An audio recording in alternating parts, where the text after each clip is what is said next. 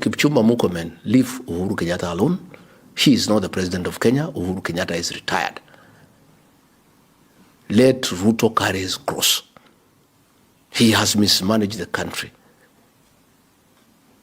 When the country is burning, despite having been properly briefed that there are problems, and Kenya will come to a standstill, he left on an overseas trip in a private jet, I am told the most luxurious in the world, where you are paying 5 million shillings per hour. That jet that he left with is the epitome of luxury, with a full bedroom and a massage parlor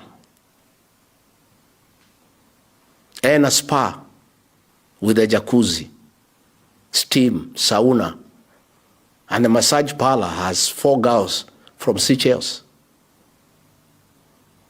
He is enjoying when Kenyans are struggling in the air.